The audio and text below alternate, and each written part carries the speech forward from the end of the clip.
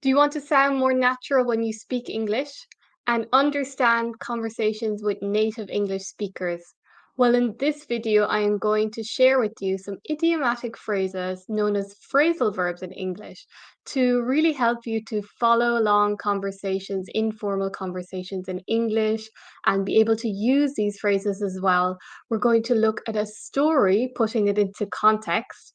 And this story is looking at conflict in the workplace. And so this will help you remember the phrasal verbs more easily and be able to use them naturally in conversation. So just to introduce myself, my name is Ruth Whittle. I am an English language coach. I run English for Change, which is all about helping you build a confident voice in English so you can make change in your own life with better English and also make positive difference in the world for the causes and issues that matter to you in the world. I also coach legal and policy professionals because I have a background in law, and I will be later releasing a series all about helping legal and policy professionals with their English. So let's get into the video. I want to share with you, just go over a little bit what a phrasal verb is if you don't know already. These are really common in English and is really going to advance your English, help you sound more natural in conversation. So basically, a phrasal verb is an idiomatic phrase. It consists always of one verb and a few particles, either some kind of preposition or adverb. The classic one that I always share with my students is to get up in the morning. So we use all of these for all kinds of situations, daily routines, and things like that. So often the phrasal verb will just have two parts, get up, but there will be other phrasal verbs that will have maybe three, like look down on someone, and we'll be coming to that phrasal verb in a minute. So it can be difficult to remember phrasal verbs and to put them to use. So I always recommend my students to put it in context, write your own example sentence that will help you to remember it.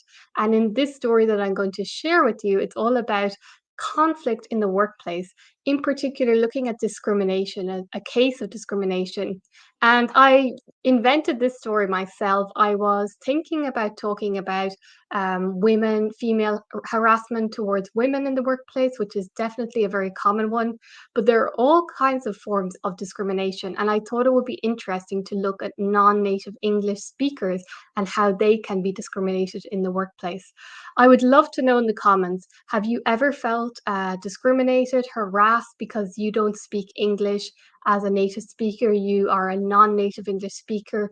Maybe you feel like people look down on you and discriminate against you. So share with me. I would love to hear because there are so many different English accents, both native and non native, and they are all valid. So let's get into the story. I'm going to read this story to you. I just want you to listen, take it in, and identify the phrasal verbs that come up.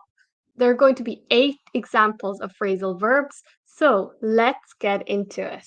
My colleague Diego was harassed by Sarah, the team supervisor, who looked down on him because he was a non native English speaker. When Diego tried to present an idea in a meeting, Sarah would always try to take over and speak over him.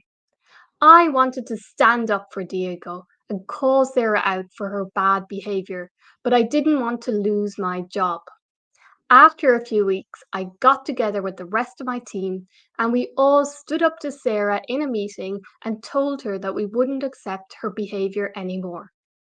Since this happened, our company is actively taking measures to fight against harassment in the workplace. So, have you listened? Have you been able to take in those 8 examples of phrasal verbs? So, I'm going to show you now, sentence by sentence, the phrasal verbs used, and I'm going to give you a definition. So, my colleague Diego was being harassed by Sarah, the team supervisor, who looked down on him because he was not a native English speaker. So look down on, literally, physically, you can look down on someone. And what is that kind of feeling? It's kind of a superior feeling, feeling that the person down there is more inferior than you and they are not worthy of your respect. So that is the definition of to look down on, to think of or treat someone or something as unimportant or not worthy of respect. Okay, the next one. When Diego tried to present an idea in a meeting, Sarah would always try to take over and speak over him. So to take over, both of these phrasal verbs, the two that are used in the sentence, have over as the particle, as the preposition. And this is the idea of taking control in some way. The first one, to take over, is generally to take control of something, to take control of the meeting, of the situation. We also have the example of a company takeover. So that's also a noun that is used, taking over a company, a bigger company taking over a smaller company. And then the other one, which is related as well, is speak over. So, this idea of taking control of the speaking, interrupting someone when they are speaking, and begin speaking at a louder volume. Okay, the next sentence. I wanted to stand up for Diego and call Sarah out for her rude behavior, but I didn't want to lose my job.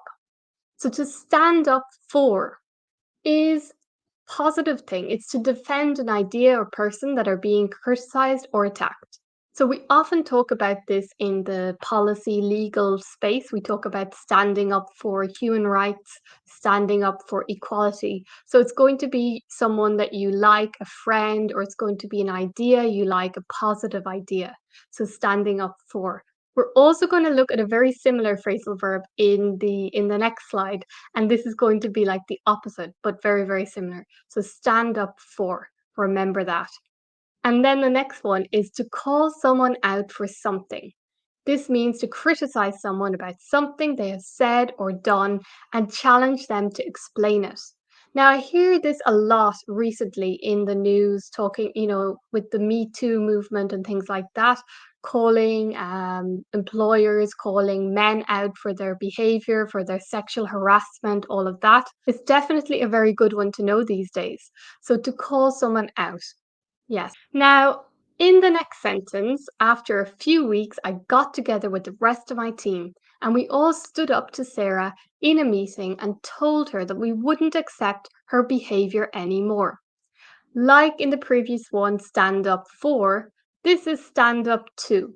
So it's more of a negative one. It's standing up to someone who is, as it says here, to defend yourself against a powerful person or organization when they treat you unfairly. So you can stand up to someone, to your boss who has done something that is not acceptable.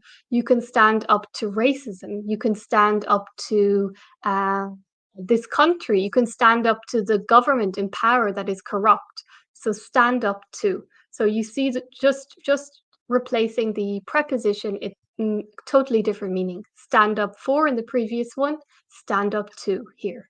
And the final sentence, since this happened, our company is actively taking measures to fight against harassment in the workplace. So to fight against is to battle or struggle against someone or something. Really good one. We use it a lot. We use it about an idea, about a person, usually about ideas, actually. So we fight against this idea of not democracy, to fight against this idea of injustice, to fight against the government again, to fight against someone. So just to show you now the whole story with all of the phrasal verbs there underlined, you can see that, yeah, these phrasal verbs, they all go together in talking about some kind of injustice, some conflict in the workplace. Really good for everyday use. I think they come up a lot in the news as well, current affairs, and for my legal and policy professionals as well. They're ones to definitely use, and we use them. A phrasal verb, it's normally for informal conversation, but mainly in a spoken capacity, and they are not inappropriate. You can also use them in a formal situation, and sometimes they're better than the kind of standard verbs that come from Latin. They're just very common in English.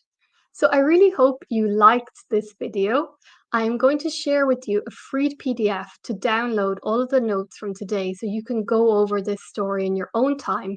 You can look at the phrasal verb examples. You can make your own example sentence too. That's really important. That's a way of integrating it into your own spoken English and be able to use it in future conversations. So thank you so much for joining me here in this video today, and I will talk to you in the next one.